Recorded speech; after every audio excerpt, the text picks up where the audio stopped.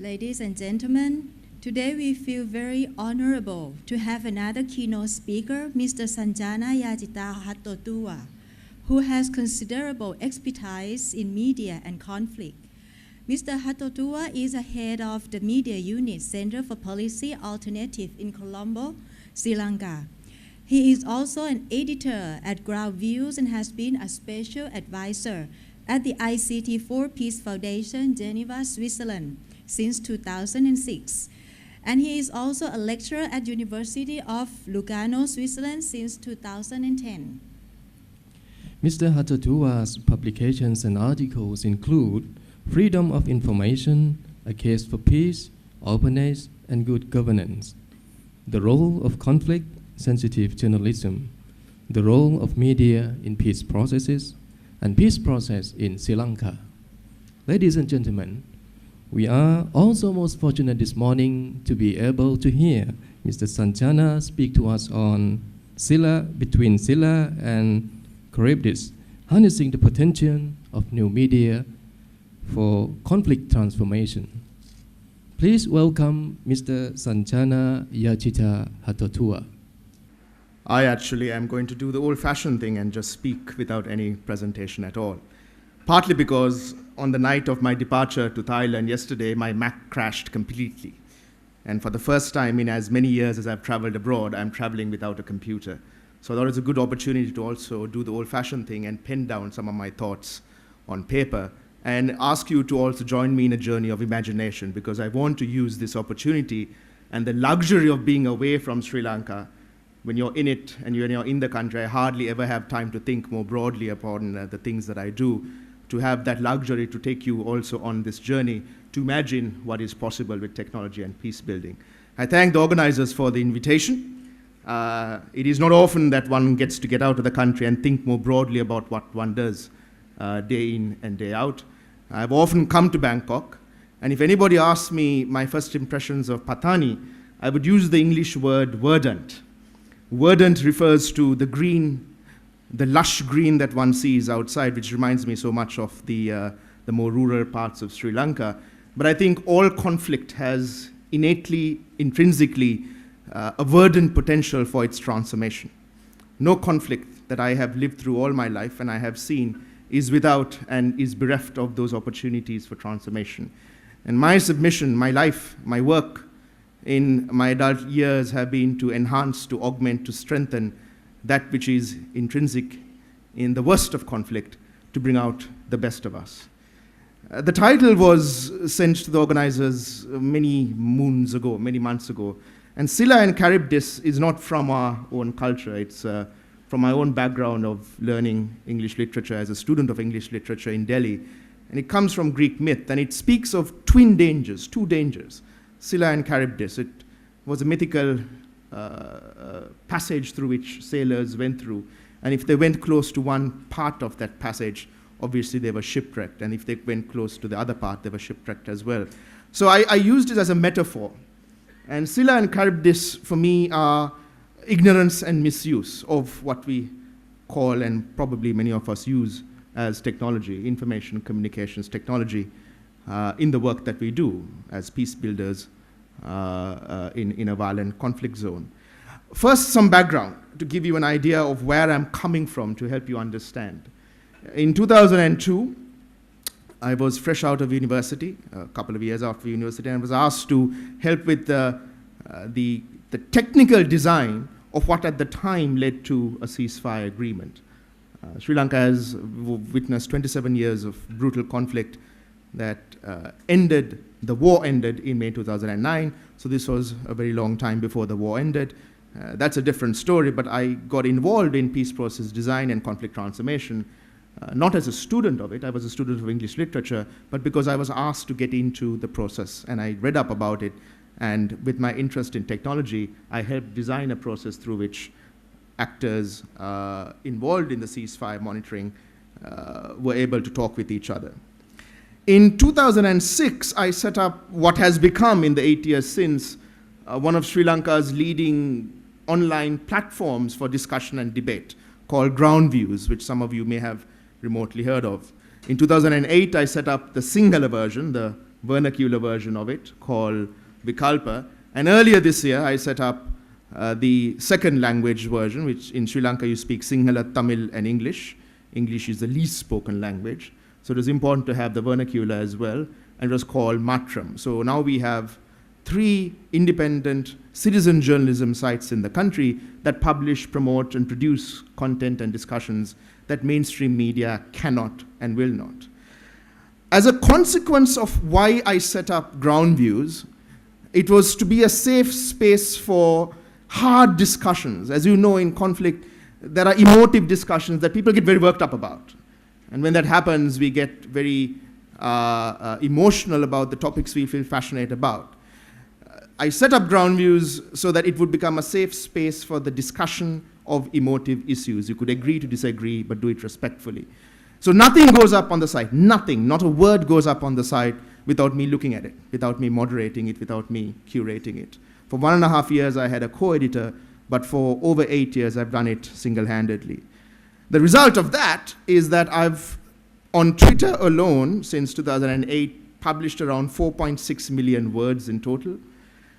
I've read about 7.5 million words over 50,000 comments on an average of 150 words per comment. And I've read close to 6 million words over 3,000 articles, in articles alone, excluding the photography and video, over 8 years. So it's been both exhausting, but I now almost have what can be called a machine response. I see an article, I see a debate, I see a comment, and I'm able to locate it within the larger matrix that is Sri Lanka's ongoing conflict. And this gives me some unique perspectives. In 2004, I did a master's trying to look at the nexus between technology and peace building. At the time, there was nobody to supervise me. So I had to get a supervisor from the School of Computing, even though I was located in the School of Political Science. And today, over 12 years after, I'm very heartened to see this kind of conference looking at seriously the nexus of technology and peace building. I take a look at, though, the program, and this is no reflection at all about the organizers, and I see something, however, very interesting. Just after these keynote sessions, we divide into 2 large groups. One group is going to look at political conflict, social movements, and peace. The other group is going to look at peace journalism, media, and peace. And I find that very interesting, that bifurcation, because that's precisely, I think, where we need to focus our energies on. Because for me, that is a false dichotomy. When we talk about media, and tomorrow Jake will talk about peace journalism and peace building, we continue to interrogate, explore, research, study, and question these 3 domains as contradistinct to each other. And there is no real meeting point in the same room, in the same discussions, and on the same panels over what I see are inextricably entwined processes if you're talking about conflict transformation. We still continue to talk about these aspects as 3 different things. And I think that needs to change. And that confluence, in a sense, is where I live and work in. And I do, and I try to set an example and a template for others to emulate. For me, as a non-academic, peace building and conflict transformation is a lived process. It's something that comes from within. It's something that is a reaction to that which I have experienced. Growing up in a country where at one point there was per capita the highest number of suicide bombings in the world, plus a Marxist insurgency in the late 80s. For me, if I were to divide it, and perhaps artificially, the peace building and conflict transformation is both conceptual, it's also something of a physical process. Conceptually, it's for me the articulation, the definitions, the redefinitions, the contestation, the markers, the archiving, the erasing, the inclusion, the exclusion, the ideation, the censoring, the promotion, all of that which happens in the domain of concepts and ideas within ourselves, within our communities, between our communities and our peoples, within a country, between nations, regionally and internationally. It's also physical because it's also logistical. We bring people together around certain protest rallies and movements. We want to be seen together, to rally around a particular idea or a cause or a mantra. So there are protests, there are territories that we need to protect or need to combine, there are geographies that we need to organize around. So it's also something very physical. And both, for me today, are inextricably embedded and entwined in technology. What we call information and communications technology. There's nothing Einsteinian, there's nothing genius about this, there's nothing particularly revolutionary about it. We have all been students of this. We all probably use media in the way that we do, but we haven't possibly thought about this as seriously as we should. And for me, that brings up another divide of this long-standing, enduring divide of, on the one hand, the academics who study this seriously and those who do, the practitioners. And if I may take the luxury of this podium to suggest a new word to the English lexicon of something that I coined up on the flight here called pracademics, practical academics, or those who practice and also academically question that which they do.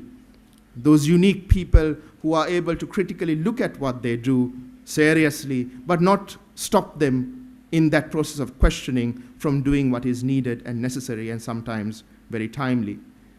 So in a sense, what's changed? In a sense, as an Asian, as a South Asian, as a Sri Lankan coming to Thailand, this is stating the obvious.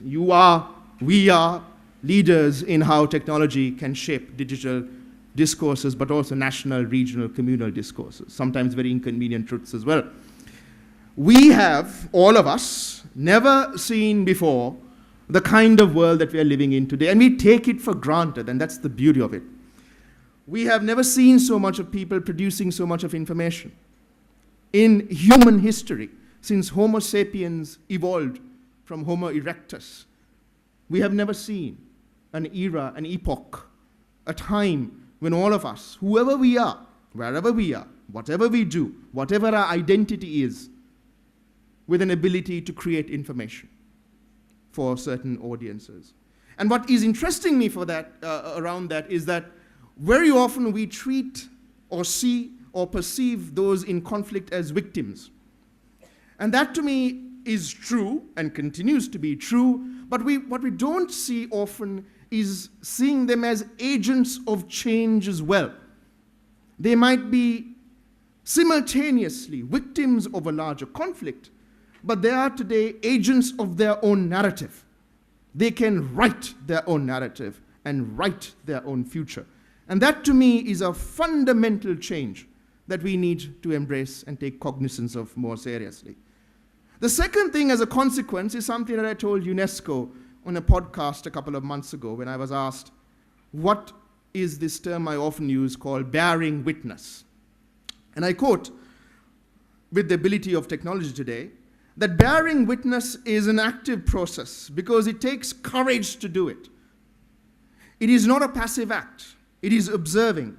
It is an act you choose to do.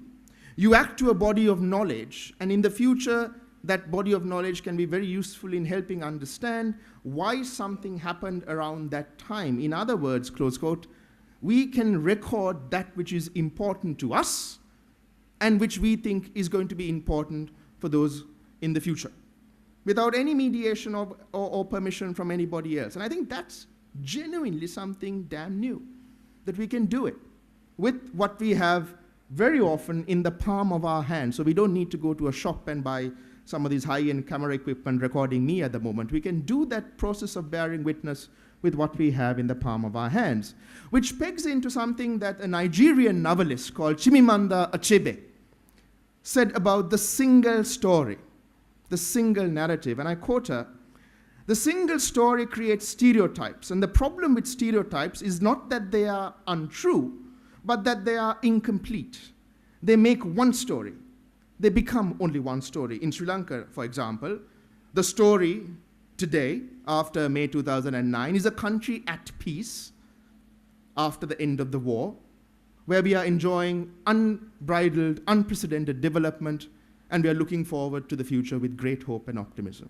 Now, you need to only scratch a little bit under that meta-narrative, that glorious narrative, to find that conflict is still very deep and persists in the country. And that's, I think, what technology affords us to do, to create many narratives to contest a single narrative that otherwise can shape history in the years to come. I also see peace and conflict transformation as something that changes the more you study it. And that's why I'm encouraging and submitting, using the luxury of this podium, that we possibly need to study the art, the form, the ways of conflict transformation. Whoever we are, we need not be students in this university, we need not be part of the faculty, you need not be me, you need not be a professor who's giving a keynote. Whoever we are, whether a mother, a father, a lover, a student, a neighbor, we have the power and the potential to shape the conflict that surrounds us. And I think to study that is important at whatever level. And with regarding that, I think there are three key challenges as I see it: technical, political, and perceptional. On the technical level, some of us use these devices, but we don't understand how technically sophisticated and advanced they are. So you have, for example, if you were to study this seriously, the enduring problem of how to make sense of what is being produced. Lots of people come up to me and say, Sanjana, but there's such a tsunami of information. How on earth are we supposed to sift from that noise what is actionable intelligence, what is important perhaps for decisions around conflict transformation, interventions into communities? And that is not an insignificant problem. It is not an insoluble problem, but is not an insignificant challenge. You can address it, but it does require investments in institutions, in individuals, perhaps in research, but most certainly in the kinds of processes that embrace those technical considerations. There's also a political problem. Nehru, on the dawn of India's independence, spoke of India's tryst with destiny. Famous words, wonderful speech. And I think we today, wherever we are in the world, are also engaged in another new kind of discussion with our governments, with a new tryst for our collective future. There are some governments, some in power, who may not be in government, who seem to believe that a censorious, a controlled future that is harmonious because of the sameness it encourages is the best possible future for us.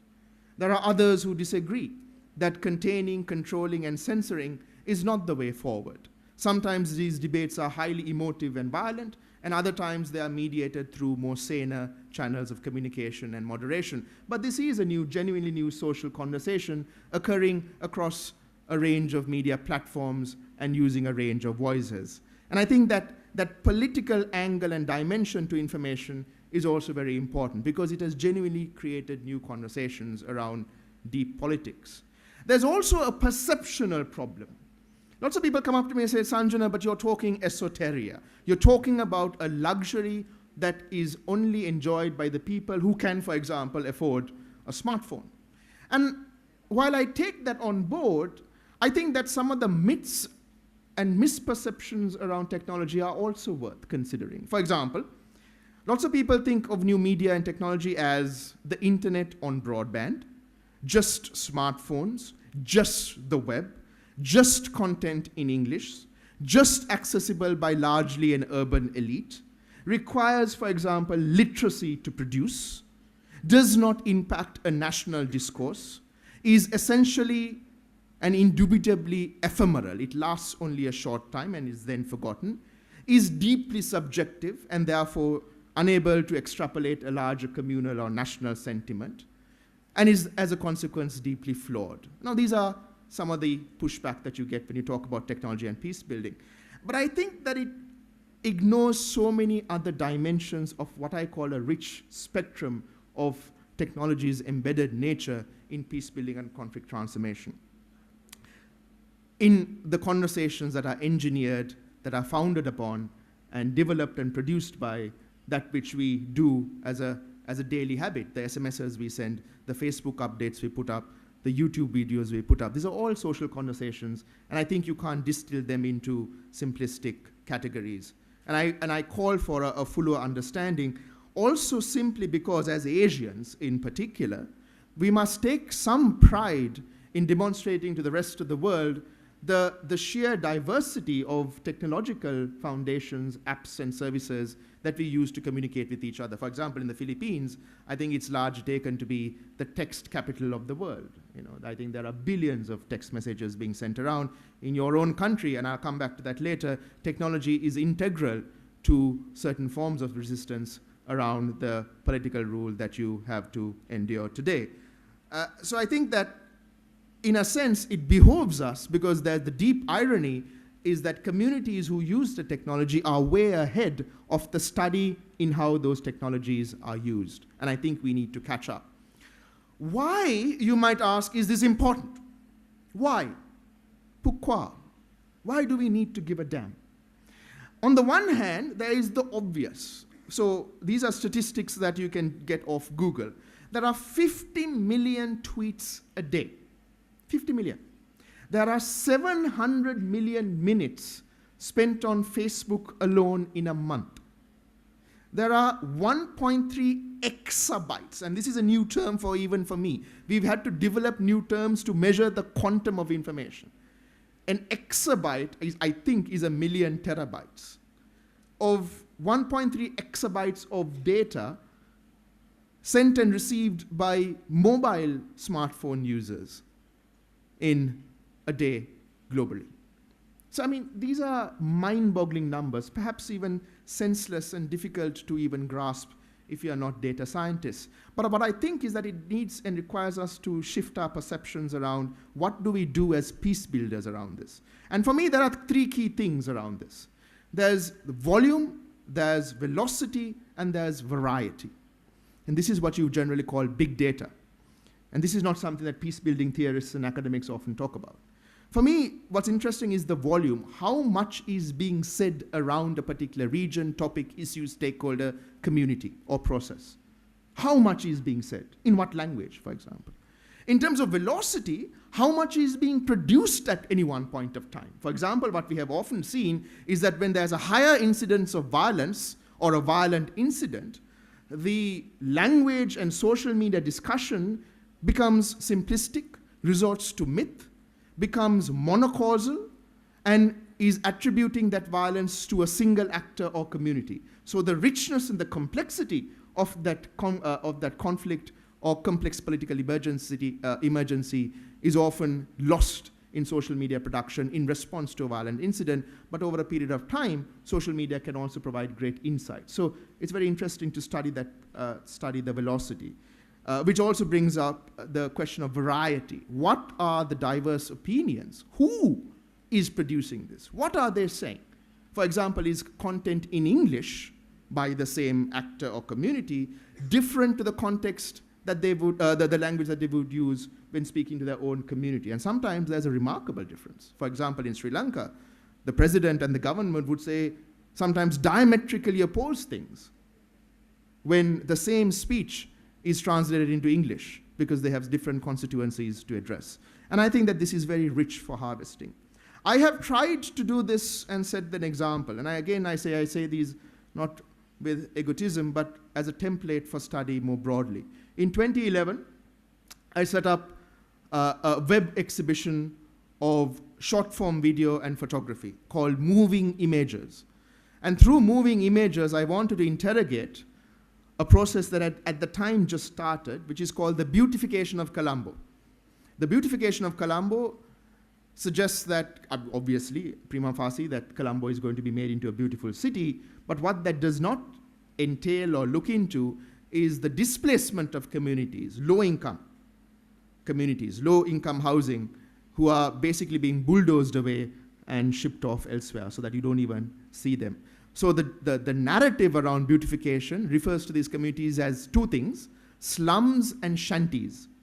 Slums and shanties, and what the process that I did was try to highlight was these communities are also very rich. They are Muslim, they are Sinhala Buddhist, they are Tamil Hindu. They are some of the most ethnically, religiously, and culturally diverse communities in the city who are now being uprooted and their rich cultural ties deracinated. So that was a way in which photography, digital photography, and short-form video was interrogating it. In 2012, I was invited by an art gallerist to do an art exhibition. Now, I am not an artist. I've never done something like this in my life, but I took it as a challenge because I think peace building and conflict transformation needs to also think of different ways in which we interrogate conflict. So with my interest in digital media, I got together a constitutional theorist, no, but this was Azanga, with an artist to draw in a triptych, 3 drawings, Sri Lanka's constitutional power evolution over 3 decades. So we were interrogating through art what was a process of constitutional reform or lack thereof over 3 decades. I got a social pollster to work with a disc jockey, a DJ, a very good DJ, who's also a graphical artist, to look into the divide between the Sinhala and Tamil communities. I got a leading economist to work with a graphics designer. And I got an award-winning novelist to work with one of Sri Lanka's most renowned artists. Now, if I tell you the topics that were discussed, federalism, unitary, united, Buddhism, Islamophobia, Muslim identity, Sinhala Buddhist identity, gender, unemployment, youth aspirations, the Sinhala-Tamil divide, conflict, and majoritarianism, these would sometimes, for the academics, be very interesting, but for the vast majority of the population, be utterly boring. However, through the exhibition, we made it interesting. And there was an unprecedented number of people from Colombo who are generally very apathetic to the country's future, who nevertheless came and engaged on these issues. And the point is that there are ways in which technology can enhance debate around even an apathetic context. And last year, I did something called 30 Years Ago, which was a digital, web-based look at the defining moment of certainly my life, and a generation of Sri Lankans, which was in July 1983, where I went home from school as a 7-year-old child looking at Tamils being burnt alive, and that was called Black July. It was an anti-Tamil program, and that in a sense defined the 30 years that we have inhabited the country since. And on the occasion of those 30 years, I wanted to use technology to interrogate what the country was and had become, not just after Black July, but after the end of the war. And it was widely recognized as an unprecedented look into, because it also involved the diaspora, a very hard, emotive, divisive period in our country, and what remains to be an issue today.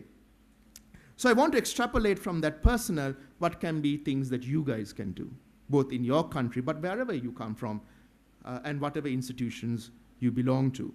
And there are 2 things, observing and harvesting, both which require attention to what I have been talking about, simply because it is, for me, as I said, integral to peace building and conflict transformation. One is the obvious. We are, all of us, on the web, on the internet, and on mobile phones. All of us, wherever we are. I would not believe that there is a single person in this room who doesn't have an email account, who doesn't possibly have a smartphone, who doesn't see YouTube on a daily basis, and who is not in some way connected to the internet and the web. In fact, it is so prevalent, it is so pervasive that, again, we've never had something like this in human history before. And it's even, for me, hard to imagine a life before the internet. I grew up, I did my bachelor's degree in an India that didn't have an internet. In 1997, India didn't have the web. So I can remember a time that the internet wasn't integral to what I do and my life, even personally. But it's difficult to imagine it, even if we recall it, because we are now so hooked on to the technology. And as a consequence, we tend not to think of the technology when we get news around violence. Just think about it. The images around Gaza today, the images around Ukraine, the images around Erdogan's response to the Gezi Park uprising in Turkey, Tahrir, since the time of the so-called Arab Spring. Ferguson in America today, police brutality at its worst in the heart of America. All of these stories come through us, even though we don't recognize it, through enhanced technology. I can see, for example, greater narratives in Sri Lanka today through technology than there were just 5 years ago at the height of the conflict when we were heading into the end of the war. So technology, those are some of the more obvious ways in which we engage with technology. But my submission is a bit more nuanced than that. I think we understand the content that we get from these sources, but I want to encourage practitioners and academics to think of the systemic nature. New media as an ecosystem that undergirds, fuels, and is inextricably entwined with conflict transformation. So new media not just as an output of videos, but as a system that we can analyze and study. There was, for example, a very interesting article that I read in the New York Times coming to Patani that was published yesterday. That is an absolutely fascinating look into inequality in the US. The New York Times has done a fascinating study about the counties that are the happiest and the richest, and the counties in America that are the poorest and the unhappiest. And there's an interesting insight when you correlate that with the kinds of things that these communities and counties are searching on Google. So for example, the counties that are the easiest to live in and the richest in the US search for a Canon ELPH camera, search for holidays in Switzerland, and search for things that I think is a luxury product for babies. So they're interested in families, they're interested in holidays abroad, and they're interested in digital cameras to record themselves, high-end ones. The hardest and the poorest counties are interested or searching for on Google health problems, obesity being one of them, guns, video games, and religion. And in religion, they are focusing on the Antichrist. So it's an absolutely fascinating insight. My question is, can we do the reverse? Can we look at the quantity and quantum and content and qualitative content that is on the web, and as a consequence, get insights into conflict and communities on the ground, just by the content that they produce, just by, for example, looking at Google. I call this digital smoke signals. Can we get an inkling into something that's going wrong or going good just by looking at the quantum of information online and on the web? For example, if something were to happen in the US or anywhere else along the lines of Ferguson, can we say that just by looking at the content that is being produced by those citizens, that we can get to know what to do and what not to do if we are engaged in conflict transformation? So another aspect is something called, not so obvious, is something called call data records, CDRs. Again, not even remotely on the vocabulary of most journalists and certainly academics involved in peace building and practitioners even.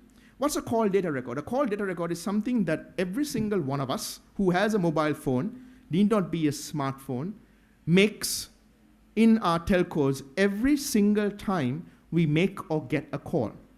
It's the call time, the number that you gave the call to or got the call from, the call duration, and the location in which you were when the call was made or received. It's a basic thing that billions and billions and billions of records telcos have. What's interesting is that using those records, there are some interesting things being done now. In Indonesia, for example, there's an interesting correlation between the number of texts sent with certain words and food insecurity. Far, far quicker than the government can get it otherwise. So you can look at, for example, the call data records and ascertain movements of people, population flows, purchasing history, and based on the call length, the economics of a community. If you are better off, you can you tend to get top-ups more frequently for your mobile phone. If you are worse off, you tend to get top-ups less frequently. So there's some interesting, I think, correlations by looking at what's called big data around just one record, this is what's called call data records, and looking at, for example, that kind of thing in a conflict situation. There's some really interesting stuff that you can do around the archival and analysis of just one platform. And it might not be applicable the world over in the same way, and certainly might not be applicable in Patani or Thailand writ large, but I'm just suggesting to you ways in which you can look at it. And I'm talking about Twitter here. I have archived in Sri Lanka every single Twitter interview of every single politician and government official or public official around the country or on the country in the past 2 to 3 years. And I've done that because otherwise the country loses a record of what was discussed, but also importantly for me, the silences. What wasn't answered? What wasn't picked up? And all of that content is on Twitter. And so it behoves us to archive it, to record it, to analyze it, to disaggregate it, and to see how it can help us in our work. And this is not esoteric. In the last Kenyan elections, there was an amazing process called umati. It's a Swahili word.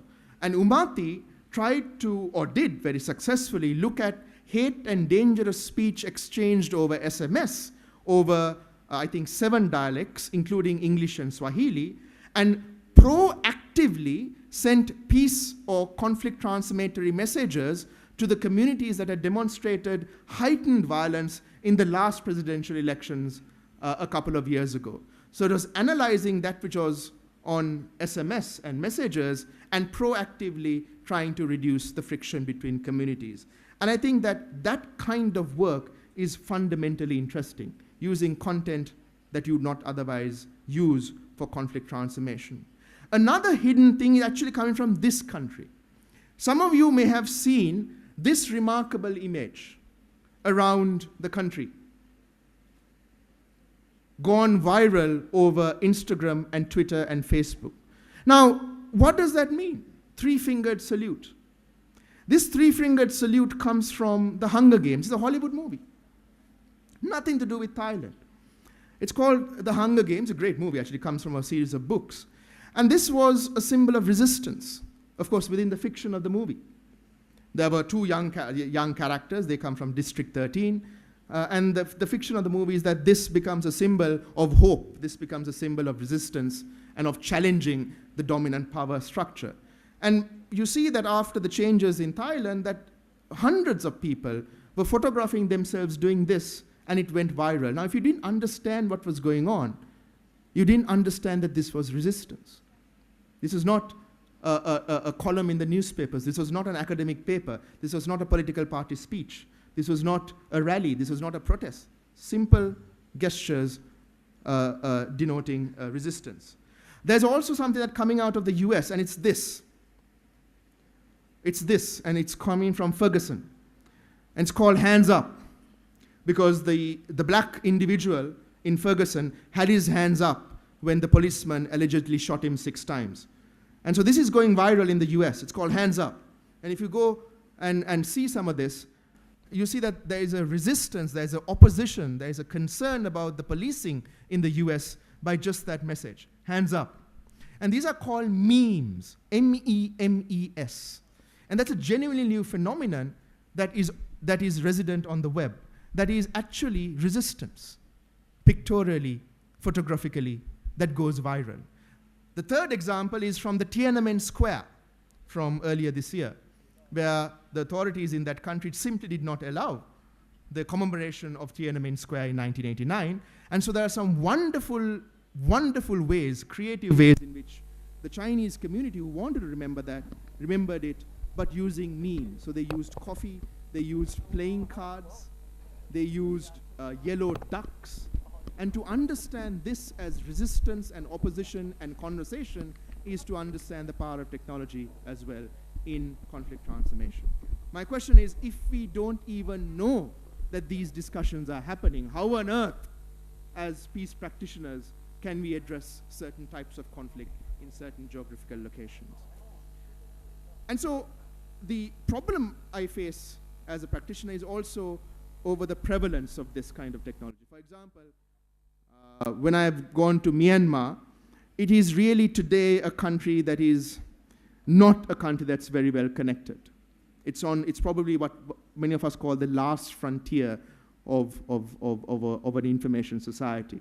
It's only now that telecoms are going into the country and people are getting connected to the degree that we take for granted. And I wonder whether, for example, them coming on board onto Facebook and Twitter and Instagram, for example, is going to enhance or decrease the conflict in that country.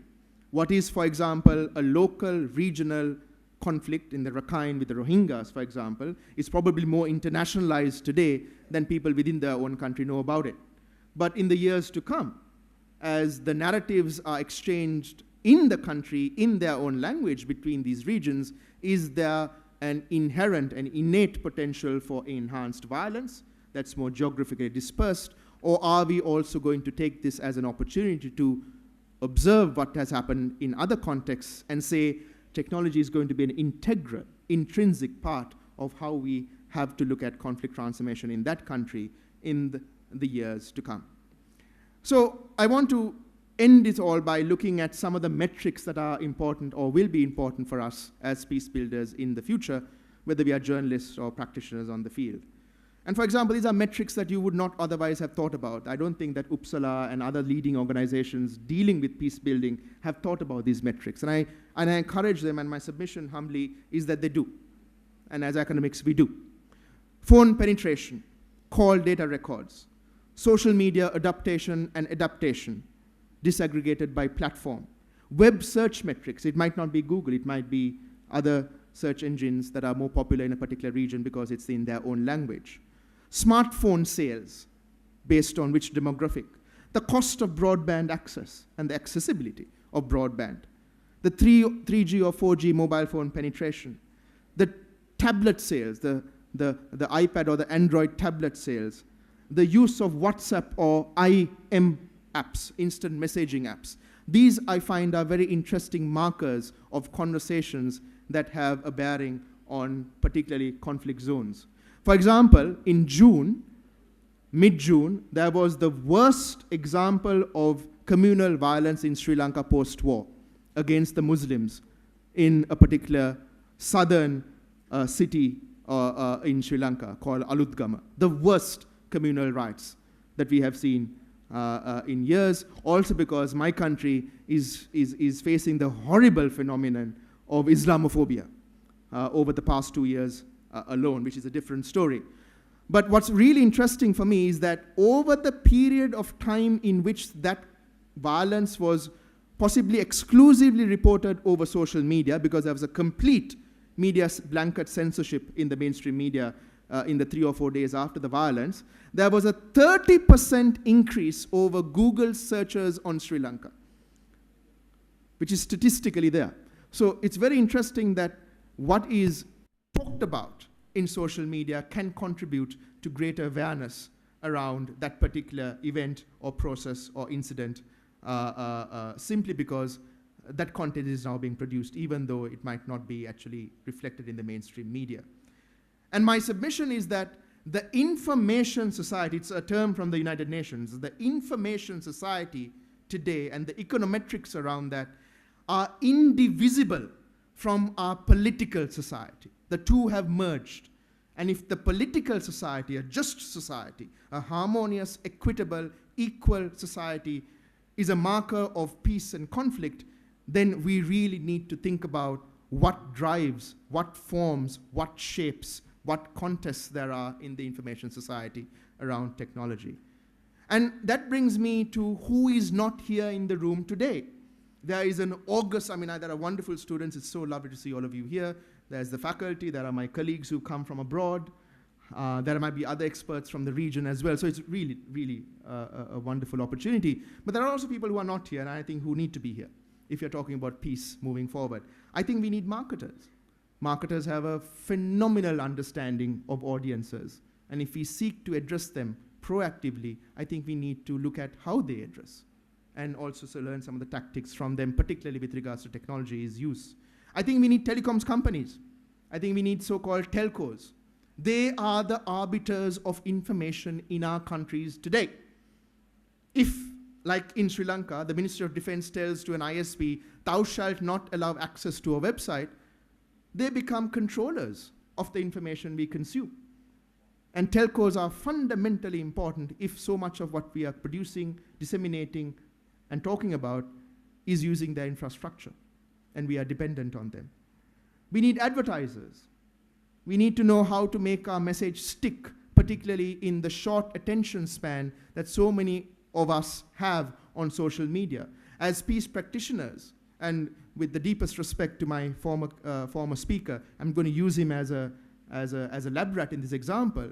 The kind of statistics and graphs and 40-page research papers, much though they may be interesting to academics, simply don't have traction with the very people who are now in charge of these conflicts and their transformation, a younger demographic who are used to a more telegenic means of engaging with those conversations over social media. We don't always have the tools to address this community. They are impatient with us. They are impatient with long reports. They want capsule information. How do we get that across? I think we need tech companies. We tend to reinvent the wheel. Every time we come to a conference, I say, let's have a research network. I always find the idea, let's create a new research network. Let's create a new platform. Let's create an Asian platform. Why the hell do we need an Asian platform? All the Asians I know of are on Facebook. All the Asians I know of use WhatsApp. All the Asians I know of use Twitter. They use it differently, but we use it. So let's talk about leveraging the technology already out there, which I think is why we need to also embrace the tech community. They are important voices. They have the platforms, they have the reach, they have the money, they have the scope. They might not have the interest, and it's up to us to encourage them to come on board some of these discussions as well. And I think without these people in the room, not all of them all the time, but at least some of them most of the time, we are losing out on the potential of peace building as we move forward. To end, I want to talk about the title of my presentation, Scylla and Charybdis. I said it was misuse and ignorance that plagued us as we move forward. Ignorance has an easy answer in one sense. Awareness and education can help get rid of ignorance. But I think moving forward, we need to embrace some of these technologies that our children might be using. We need to produce more. We need to engage, interact. We need to study more critically. And we also need to expand our imagination. Revolution 2.0 by Wael Ghonim in Egypt is a phenomenal book around the use of technology in that country's tryst with democracy. So it's not a technological determinism, but it's to see how technology can play a role in how we move forward. I would say two things, and this comes from the heart of what I do, and I'll end by saying that. Do not overestimate the power of government to shape our future. Today, we control it in ways that they cannot control, they cannot contain, and they cannot censor. And that is a unique moment in human history that we, I think, as peace builders, but just as citizens, need to take hold of. The second is also a word of caution. Don't underestimate the power of government and those who have power. They can still shape our future. And I think that as participants in this conference, if anything, we need to take away from here that today, that which you have in your hip pocket, in your handbag, in your pocket, or the palm of your hand, is literally the key to a more equitable, just future. And that is the submission based on my own life and my own humble work that I would like to leave and possibly inspire and certainly debate and discuss with you. Thank you very much. Thank you very much, Mr. Hattotuwa, for your insightful speech.